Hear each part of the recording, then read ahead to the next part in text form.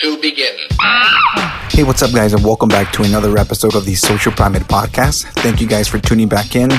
Today, my guest is Ivonne Franco Rodriguez. She is one of the founders for Mentalwhealth on Instagram, and she joins me today to talk about the importance of breaking down mental health stigmas that are held in the Hispanic and Latinx communities, how we can break free from those chains, and how we can learn to embrace the experiences that have made us who we are and move forward. So I hope you guys enjoy the conversation. Today's music is brought to you by Ruby Clouds with their song Esta Noche. Check them out. You can find them on Bandcamp, SoundCloud, Spotify, YouTube, and you can even check out their performances when they go live. So stay updated. Stick around at the end of this episode for the full song. And if you want a sneak preview, you'll hear it in the next couple of seconds. Outside of that, I hope you guys enjoy the conversation and tune in next week as we continue to go down a rabbit hole of different topics and conversations. En esta noche, como todas, sigo pensando en tu amor. En esta noche, como todas, sigo esperando tu amor. Nunca imaginé que iba a ser así. Yo me enamoré y sin resistir en esta noche. Como siempre, ocupas mi mente y mi corazón. Ay, ay, ay.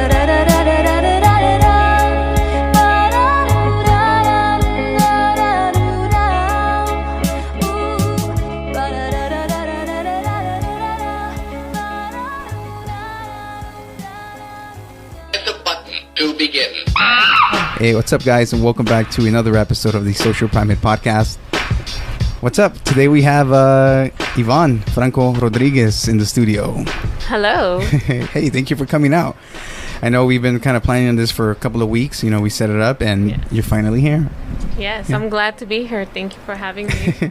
Well, just to give us a little bit of background for those people who don't know, who you are and what you do you want to start off with, what is it you do? Yes.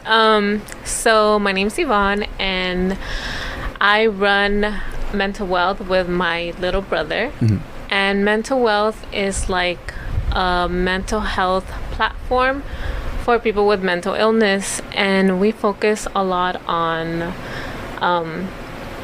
just bringing awareness to mental health and what that looks like, what it looks like to suffer from a mental illness, and even laughter. We try to do memes. Mhm. I think Yeah. that's one of the reasons we blew up, because our memes were original, and so we just started like bringing awareness to things that other people weren't. Mm-hmm. So Yeah, I yes. think that's what I noticed when I first came across your page. I was like, oh, damn. It's like memes, they make you laugh, but they're about serious things, like... Yes. So it's like, oh, shit, there's like a double meaning to it. And Yes. I think that's what turned me onto the page, too. And there was a little aspect of both of those that made it what it is, you know? Yes, yeah. So how long have you been doing this page for? I think it's been a year and a half. Mm. And pretty much I had like a side page that I Mhm. wasn't using, and my little brother was going through a hard time, and I think it's okay for me to say this because he's open about it on Mentalwhealth. But he was struggling with a new diagnosis, which Mhm. was OCD, Yeah. obsessive compulsive disorder. And during that time, he and I bonded because I had been through other diagnoses such as depression and borderline personality disorder, and even being diagnosed with bipolar disorder. Mhm. And so we bonded, and then he came to me and he was just like, hey, I want to do something. I want to like start something new on social media to bring awareness to the things that me and you have gone through and Mhm. are going through. And so that's how the page was born, and it blew up. And so, well, yeah, it's 29,000. So Hey, 29,000 is a good amount. yeah. Okay. Yeah, for sure. But I mean, I like the concept of it. Again, I think it's a really good way to bring certain issues to light while at the same time bringing some humor to them, because at the end of the day, humor is going to be attracted to you no matter what. You're going to be attracted to that laugh, you know, and you're gonna want to come back. Yeah. So, I mean, with that being said, how did you guys what was I gonna say something? How did you guys come across trying to bring yourselves to the exposure of these things? Like, how did you push this? Like, what did you go about for trying to make this grow and bring that awareness? Well, we did meet with somebody, and they were running a big platform too, and that person just pretty much just let me know, like, these are the things that you could do. You can post original content, you can bring humor into this, and so that's how it kind of blew up. But I just think using, like, I don't know if people are good with social media, but just using hashtags, making original content, also just sharing your story. I think there's such a stigma with mental health, and people are afraid, or maybe in their culture is not accepted to open up about their feelings. And so I think just opening up ourselves about our stuff and our stories and our trauma, and that helps build like a community. It helps create like a more personal effect through social media, if that makes sense. No, it does make sense. No, I mean, I ask because, you know, it definitely takes a lot of effort to make a page grow, you know. And especially when you're trying to bring, you know, real problems into context, you know, where other people resonate with it and they can relate to those. And at the same time, like, you're validating the fact that those people feel that way, you know, without having that stigma that you said certain communities have, like kind of like Latino community and Hispanics. Definitely. You know, there's a lot of stigma with that. And then growing up, at least for me, you know, you hear it like, no estás llorando, or like, you know, something, and it's like, oh man, like, it was just wrong to express certain things at certain moments, you know. And that just kind of shows you up, puts you in a little box, and you're not able to express. And then, you know, finally take responsibility that maybe there is something more to the way you feel, you know?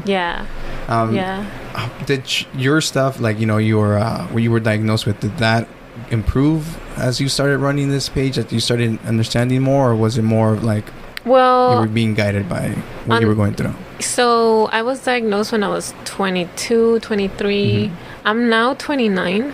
So a lot of time has passed for my recovery, and so I'm recovering, but a lot of how I got better was also through grad school, because I'm in a MFT program where I'm gonna be a therapist, and so just learning that curriculum and applying it to social media, I think was very I learned through that, because I was able to apply some of the things that I've learned on like a huge scale, or a huge audience. And you decided to go into therapy, you know, to help others learn how to cope with that while you were learning too. That's pretty cool. I don't think, even through grad school, I was having symptoms of depression, suicidal thoughts, and that's something that a lot of people don't want to talk about, but you know, it needs to be laid out. It needs to be on the surface. Only then can we try to help it, or try to solve things. And until we do that, and I think that's what's happening now, a lot of people are opening up, and I'm so grateful for that, because it's changing the way we see therapy, even in Latino communities. But just going to school really helped me learn. I think you know, I'm not a professional in this, you know, I don't have any certificate and stuff, but, you know, I think once you start becoming a little bit more aware that there's others experiencing certain things that you might be experiencing, that gives you a bit more comfort and more a feeling of peace, knowing that, you know, there's people working towards bettering themselves too, you know, or bettering your personal situation. And again, like, I've seen a few other pages too that do mental health and stuff. Yours are pretty funny though. Yours are pretty funny. You know, but again, I think there's the whole thing that it's also, I mean, where are you based out of? Like around here, LA, right? We're actually in El Monte. Okay. No, I mean, the majority of the communities around there is also, I would say, majority Hispanic, Yes, right? yeah. Yeah, you know, see, there's a lot of stigma, especially with, like, let's say my parents they hold certain standards as to what should be, you know, said, especially as a man, you know, like you have to, Oh, yeah, definitely. you can't be showing those weaknesses, Yeah. otherwise you're not good enough for something. Yeah. But And go for it. Oh, sorry.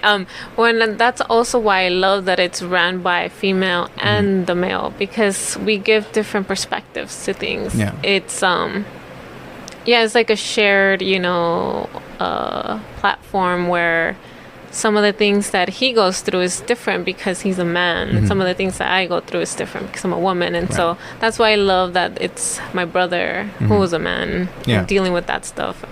Yeah, because exactly. You guys have different ways of approaching these, Yes. you know, same experiences, but at the same time, there's two different aspects to what you're held to do. You know. I Yeah, guess. definitely. Okay. Yeah. So with you and your brother running this, how have you guys seen the reaction from others in regards to that? I think we've had a lot of good reaction where we do get a lot of DMs about people struggling, and it has gotten to the point where we got suicide threats, or just people saying that they want to hurt themselves. And so that's been kind of challenging for me, because as a therapist, you know, you are that's your duty to like de-escalate, and so I try to do that. But yeah, I think overall we've created like a community. Hopefully it's safe with everyone. Yeah. We want to make it safe and inclusive to people of color, inclusive to people with disabilities, to men who are who've in the past have been not, you know, they haven't talked about those issues. Yeah. So I think we've gotten a good reaction for the most part, and you know, people do tell us that they want to hurt themselves. So I think that makes hopefully a safe environment, meaning that they're able to trust us to be able to say those things. Yeah, no, I mean, it definitely takes a lot of courage to be able to open up like that, you know, with somebody too. Yeah. I would think that, I mean, to just tell somebody random like that, you know, you're asking for help, and you know, maybe you haven't found comfort in trying to find that person to tell it to.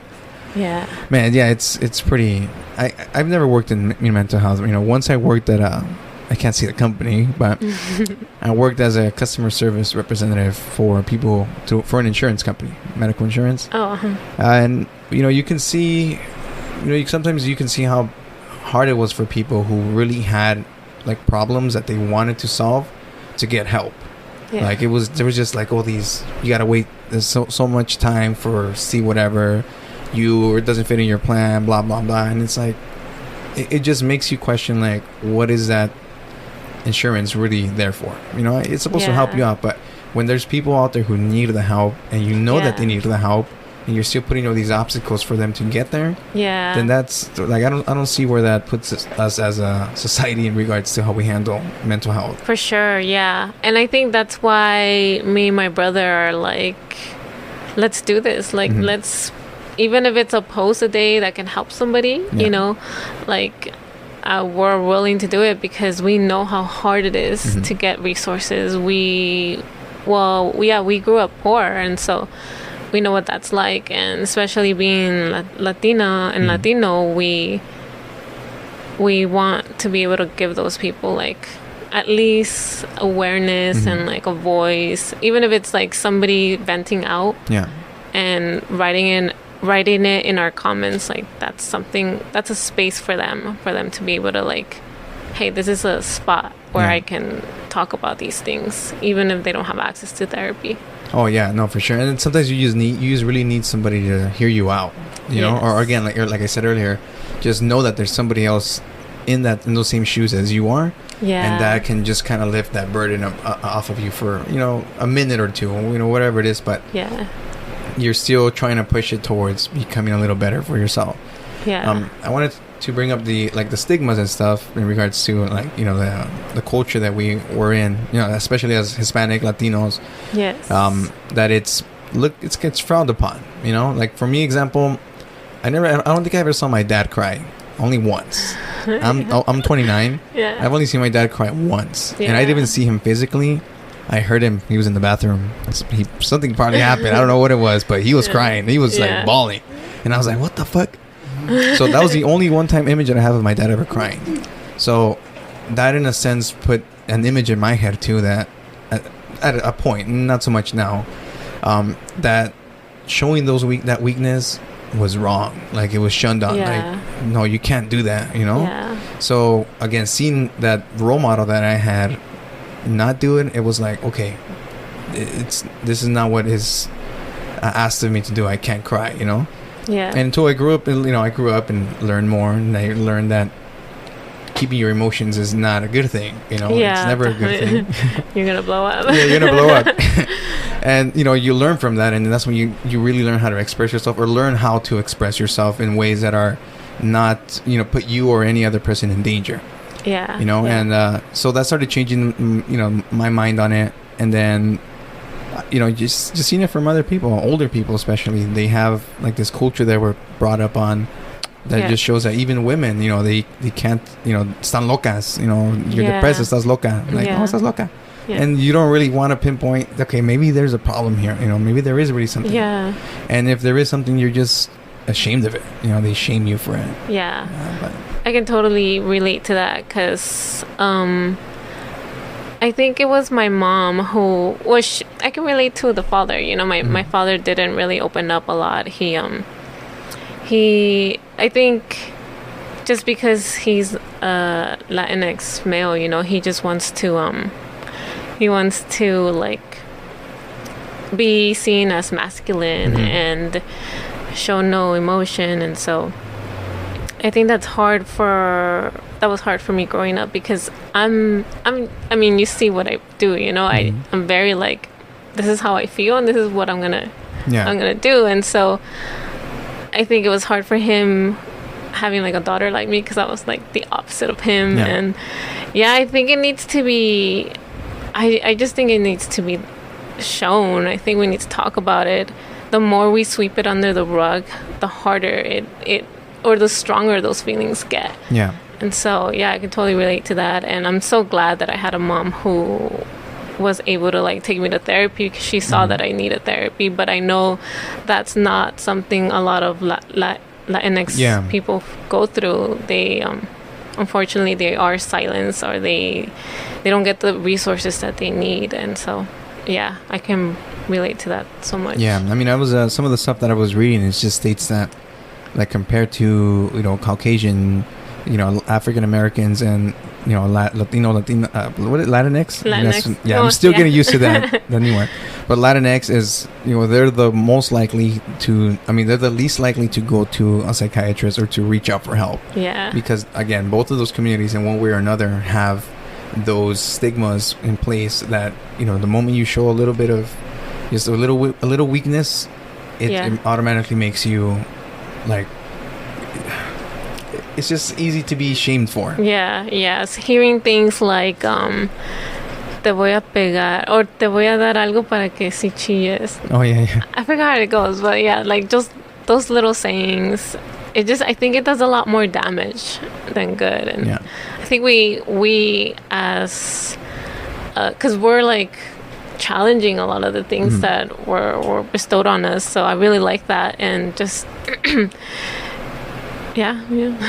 No, it's true, because earlier I had another person in here talking about some stuff too, and like I mentioned to Dre earlier, some of the stuff that was brought can sound like machismo, can sound really misogynistic, but the whole point that the guy was trying to bring up was just that there's certain standards that men are set up to in a way by society too, just as women are, but according to what we were talking about, it's not paid attention to.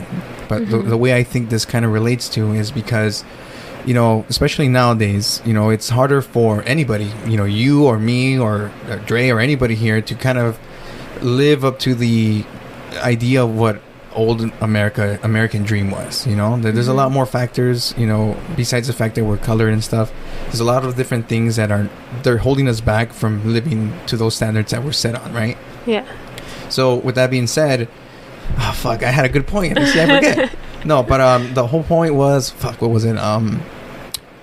The fact that because of those standards that we're not meeting, those are reasons for those people to not express themselves, and because they're expressing themselves in that way, it's anti fuck. Damn, I forgot what I'm saying. I really did forget. But I'm just trying to make the point that there's certain standards that are met, and those are just put more social pressures on people to meet them. Yeah. And those are ways that people fall into these types of, you know, stresses, or they have a mental breakdown or something because, you know, they don't feel like they're enough. And there's no way of really expressing that it's okay that you feel that way. You know? But, yeah. So I think now it's being challenged more, and I think we should keep doing that. And just, you know, talking about it. I'm just a big let's talk about it, because it's, I mean, that's how you get things done, you know. You sit down, you have a conversation about it, and you see where everybody stands, and you can make a decision whether you want to do it or not. For sure. So I mean, good job on the page. Thank you. We're happy. You know, we release merchandise, which I'm wearing. My little brother. Oh, nice. You were not alone. Yeah. Oh, he has a little tear. Yeah, and it's like a brain. So like they're like hugging each other, and so, my little brother created this, and I think he's really creative. He's you know, and that's another thing I want to bring up. You can have a mental illness and be successful. You can do a lot of things even though you struggle with this. And I think people, maybe because of the stigma, we don't realize that, but we kind of want to break that. Like, hey, you can run a page and release merch, and you can, like, you know, do stuff even though you have a mental illness. You think it helped? It's just because you have an outlet, like you have like somebody who you know, who's been diagnosed, that it helps with them having an outlet of some sort to. Oh yeah, definitely.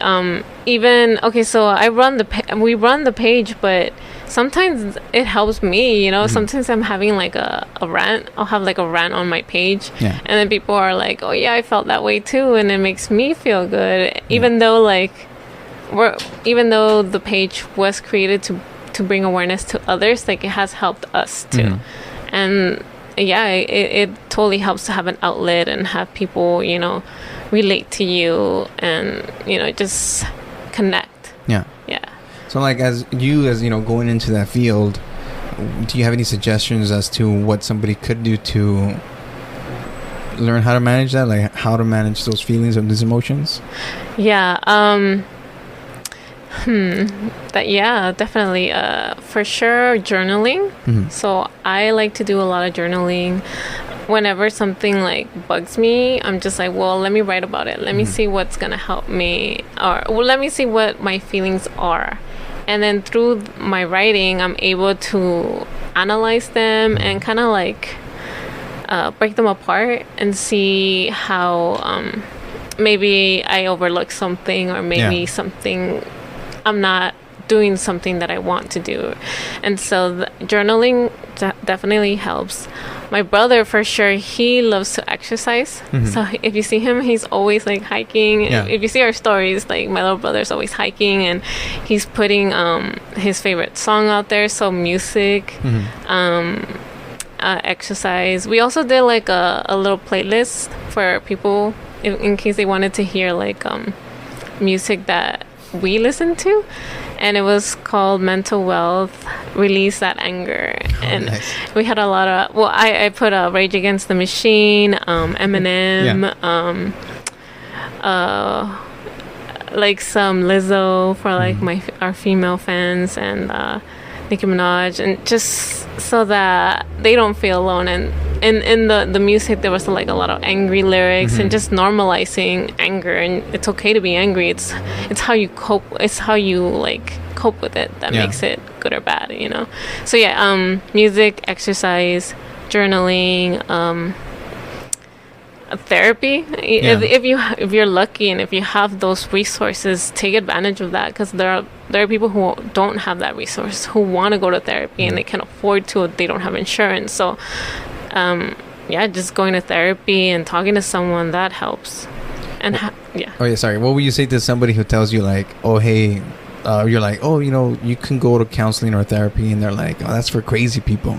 Like, I'm sure you heard that, right? Every now and then. Yeah, for sure. I remember going into, I was at a Chevrolet, and somebody was like, they said exactly what you said, and I was just like, well, I've been to a therapist. Yeah.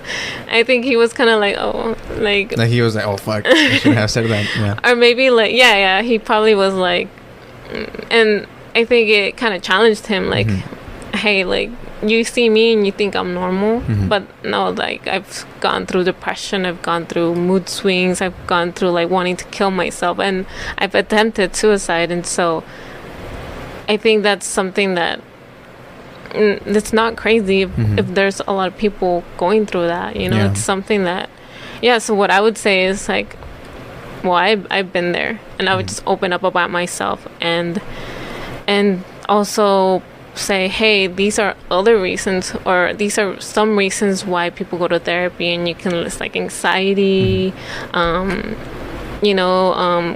maybe going through a divorce or being bullied. Those are things that a lot of people go through, not just, so I would say those things. I get you. Like, I think 2 days ago I happened to meet some of my friends, and one of them asked me like, hey, go into the room and I'll introduce you to some people.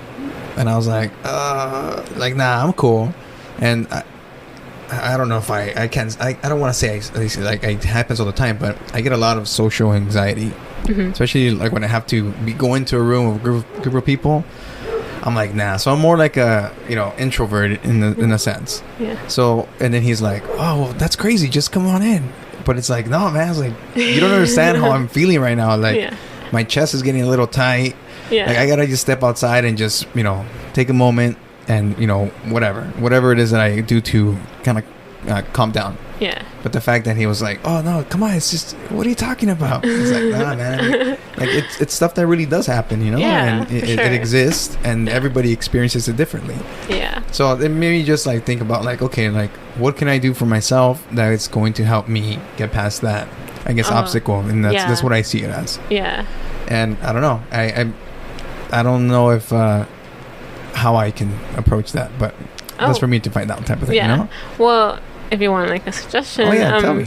I'll take it. I think sometimes it's just like it takes like little steps for you to get to like the ultimate goal, right? Yeah. So just taking like little steps towards that goal, like maybe you don't go and do like a public speech like right away. Right away, Maybe it could be like doing more like a one-on-one, and then moving to groups, and then doing like like a podcast, like right here. I think that's the strong suit, that it's just a one-on-one and it's more personal type of thing, so I can flow better, but put two other people in here or put me in a random room with somebody, I'm just like I'm a wallflower, I'm just like, no, I'm not here. So I mean, that's something, again, other people experience too, but unless you're feeling that way, which I'm sure everybody has some sort of anxiety with one thing or another, we just haven't really put it into place, like, hey, this makes me feel this certain way. For sure. I had a question here early on the page. I put like, how can we change the narrative and destigmatize mental health? Just to read some of the people's responses real quick. I had somebody here, Boncito. It said, there's no easy answer, but I think education and awareness is a good start. Somebody else, my life as a student, RN, make more psychology offices available, like they do with primary doctors. Somebody else, Silver and Gold, childhood plays a huge role, so acknowledging that is vital. So I guess from the nutshell, it's, I guess, from Silver and Gold is it's trying to accept, I guess, everything that's happened to you growing up, and knowing that that's a vital, or that knowing that that's what made you right now. I mean, does that make sense? Yeah. Because I mean, I was sexually abused when I was small, And I write that on my mental health page, like, because it's there. It happened, you know? And I remember talking to my therapist about it, and I was kind of like feeling like very sad and like kind of sorry for myself. Like, man, why did I have to go through this? Always like, I have a lot of anger because that happened to me. And so I was just like, why? Like, why? And then she like shifted the narrative to like, well, it happened to you, and look at what you're doing with it. Look at the advocacy that you're doing, and you know, the people that are listening to you or that are inspired by mental wealth. And so I had to like, I just love that, you know, just you know, things happen, and unfortunately we have to move, or we have to like just I don't want to say get over it, because it's something like that, it's not easy to get over, but just this happened to you when you were small, or like a child, and now you're an adult. Now you get to choose your story. You get to write the ending to the story. I get what you're saying. I had some other I read something else once that sounded similar, like you know, understand that it happened to you, like in a sense embrace that it happened to you, and let it work alongside of you to try to make you a better person in a sense. That's what I got from what I read with whatever piece that was. But again, like, it's part of you, like, it's part of who you are, whether it was negative or positive, but then you make the decision on how you want to make others the impact, I guess, right? Yeah, that makes sense. Right. And I think something that the girl said was about like make more psychology. Maybe because when we talk about like healthcare, we should also talk about mental health care, you know, like that's something that we need to bring up and fight for. And also when we talk about like sick days are physical. What about mental health, you know, like days. There are people who are sick, who have anxiety attacks, panic attacks, who can't go out, you know, have those mental health days too. Right. Those should. I had some. I think I asked that too. I forgot it got erased here. But point is, like they should at least be a conversation that's brought up, because again, there is times you're gonna feel burnt out, or other days where you're just not. You know, you're not in your zone, you know, type of thing. And, you know, something's just going on with your life that you just need a moment to just take a break from that daily stuff, especially at work. You know, every now and then you just want to like disconnect and just be, you know, take care of yourselves. Treat yourself. Yeah, for sure. What was that? There was another question here. Where is it? Somebody's watching live says if you want to give out the number, they can call in. They want to give out the number? No, if you want to give out the number, they'll call in. Sure. It's going to be a troll. Okay. 323-743-3731. If you want to call in, go ahead. 323-743-3731. Let's see what happens. Oh, shit. That's the right time, right? 12 minutes? Oh, goddamn. Cool. Shit flew. Okay, we'll wait for the phone call when it comes in, but cool. But in the meantime, one of the other questions was advice. It says, how do you cope with stressful situations and stressful or mental situations? A few people said meditation. That was I am Juana. We have the real Da Vinci says, I like to roll one up and blaze. Okay, all right, cool. And somebody else says meditation, essential oils, a good diet, rest, and self-talk. Which, I mean, those are pretty... Yeah. Those are all good. Yeah. Yeah. Those are all really good. But it definitely makes sense that, you know, we all find our way to cope with this stuff, you know, one way or another. And ultimately, I think once we're able to at least understand what we're going through, it makes it easier for us to just try to be as much as ourselves as we can, you know? Yeah. And then, you know, fuck what everybody else thinks. You know, nobody else is going to be on the same page. Only you know what you're really going through. Yeah, for sure. Yeah. I mean, if somebody calls in, but before we, I guess not. Okay, I told you they were a troll. But you know, before it gets too late, so we don't miss anything. If people want to shop for some of your merch, where did you want them to check out? The Etsy page here? Yes. So it's www.etsy.com/mentalwhealth. Mental Wealth. Yep. Well, it's on our link. It's on your link in bio on that IG. So people can check that out if you want. And then you can follow them on Instagram at mental W Health. That's how it's Mental spelled out. Wealth, yeah. That It's way like- they can check it out. It's like health and wealth Yeah. put together. Now, before we finish, I wanted to just bring something up real quick. Like, you know how, well, a few weeks ago there was those mass shootings coming up. And I think one thing that they always try to kind of I guess, not pinpoint, but bring up as a conversation is the mental health, you know? Yeah. I mean, I'm not saying it's not true, but I don't know if it's true either because I don't have the facts. But when you see something like that, like, does it make you think about how it's being perceived, mental health? Like, somebody's just gonna fucking snap and go at it for people? Yeah. So when that happened, actually, me and my brother posted a lot of like posts. I don't know if you can go up, and it's pretty much saying like, call it what it is. Yeah, right. We all know that it was white supremacy, and exactly. I don't know if people don't want to admit that. Well, clearly people don't want to admit that, and a lot of I think this country's in denial, and they should, for sure, instead of throwing mentally ill people under the bus, they should address like the gun laws, like put stricter gun laws. And I don't want to get into politics, but yeah, like pretty much that. It's frustrating for me to hear that, because now there's more stigma, and now it's going to be harder for somebody else to open up. But I think we need to call it what it is and just go from there. Yeah, because I would think, again, like you mentioned yourself, like that's just gonna add some negative connotation to what it is. And again, people are gonna be like, nah, I'm not gonna go. They're gonna put me on pills and stuff. That's the last thing people want to do. Even if they have to at some point, people don't want to fucking do that. Like, they're just gonna be against it.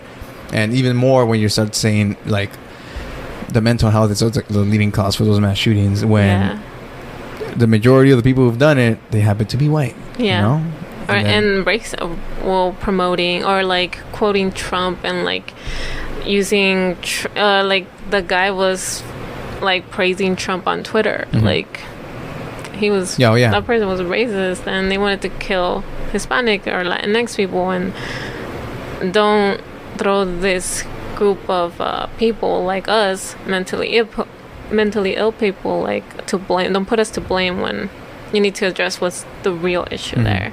So yeah, that kind of pissed me off. But I bet, because it's something you're experiencing, and then it's just being put into a different category, and it's like, what? Yeah. And something that I read was people with mental illness, they're more likely to hurt themselves and hurt other people, because what they're going through is something internal. And so a lot of people like myself, who used to cut or like wanted to kill themselves, like we are more likely to hurt ourselves than other people. And I think that when you say that it's mental illness, you kind of portray this a picture that people with mental illness are violent, when in reality probably there's some, there are some, but the majority of us are like just struggling, and we're just trying to like get through the day. Yeah, of course. Yeah, that's what you want to just survive as comfortable as you can, right? Yes. Yeah, no, I always bring it back to I think the biggest change in the whole medical, like, healthcare stuff was, healthcare, like mental health, was when President Ronald Reagan was in office. He basically, he closed down institutions that were helping people with illnesses, mental illnesses, and basically leading them to go to the streets because they had nowhere else to go. And that's kind of where it went downhill. And again, like working in those healthcare office when I used to do so, you see how many obstacles there is for anybody who really wants to improve their way of life. Whether it be mental, whether it be physical. Like, they made you wait. I don't know. To get a nutritionist, somebody tell you how you should be eating, you have to go through months of waiting, recommendations, and it's like, come on. Like, people are trying to prolong their lives, and you're just basically prolonging the fact that they want to prolong their lives. So it's really unfortunate. Even in the mental health field, I think there is a lot of stigma. There are people who aren't doing like a good job. And I say this because I was in a mental institution once, and I just remember like the person that was assigned to me, I was sleeping in a room, and it was a seclusion room. I was in a suicide watch, and this person just came into my room and was just like, woke me up. It was like the middle of the night, and was just like, so why did you do this? And just very like angry at me, and I haven't even met him. I was just trying to sleep, and this is how you're gonna come at me after trying to attempt suicide. This is how you're gonna come at me. And so I got really like, and I think I even told him something, but yeah, there's a lot of stigma within these facilities, and I think we need to address that too.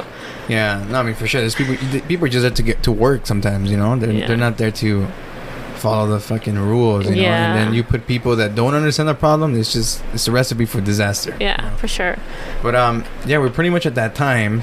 Besides us finding you on Instagram, is there anywhere anybody else can get in contact with you if they want, you know, just want to say, hey, your page is cool?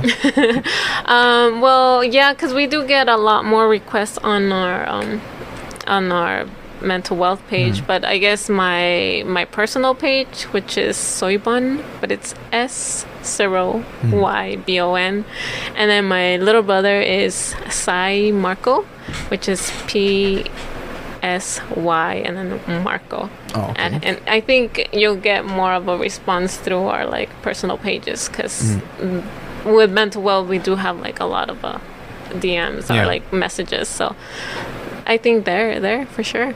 Cool. Or we also have a Twitter. Oh, you have a Twitter. We have a Twitter.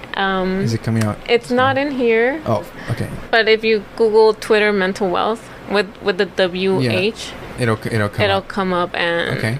I kind of want to expand that platform, because that one's smaller. Our biggest platform is Instagram, but we do have Twitter, Facebook. It's kind of hard having all these platforms, but for sure, you can follow us on Twitter.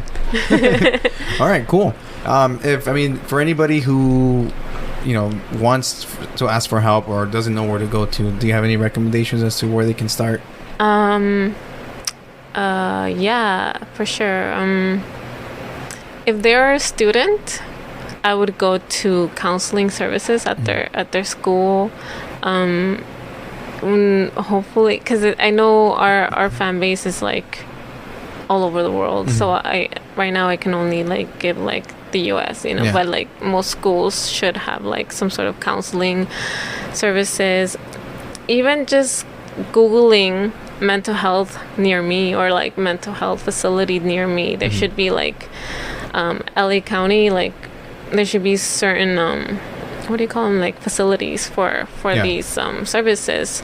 I would say like go in person, because if you call, it's going to be, I feel like it's harder for them to take you seriously. So if you really need help, go to the office and be like, hey, this is what I'm going through, and make them listen to you, because a lot of people do get like brushed off, like, oh, you're okay and stuff like that. But I think we need to advocate for ourselves and just like be present and just say like, this is what I'm going through, and can you help me?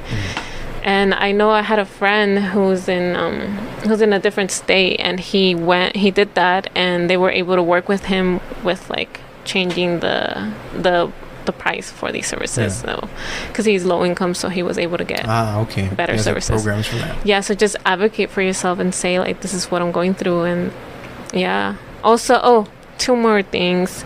I know a lot of people are they don't want to say it in person. So there's hotlines, like a texting hotline. It's 741-741, and you can just text that, and then somebody will be assigned to you to talk to you. Nice. Yeah, and so I've used that, and I think it helped me twice. And I think these are resources that we can all use, especially if you're in the US. I wish I could give more resources to like worldwide, international, but like it's hard with different countries. Okay. Yeah. Well, thank you again, Ivonne. Thank you for coming out and giving us all the information. You know, because again, you know, we need it, especially around our communities, because you know, we have to be open to, you know, talking to somebody if we really have to. For sure. Thank you for having me. Yeah. And I really appreciate it. Dre, thank you again for everything tonight. Thank you, Dre. And we'll see you guys next week. Hey. All right. Peace. Bye.